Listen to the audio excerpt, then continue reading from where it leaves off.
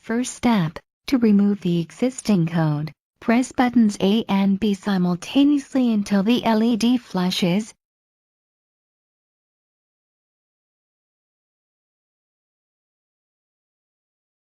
Approximately 10 seconds. Release both buttons and all codes will be eliminated. Second step, to duplicate code. Hold the original and duplicator as close as possible to each other. Press the first button on both remote. Release both buttons and the code will have been accepted. Repeat the above operation to duplicate the code of the other buttons. Third step, code retrieval.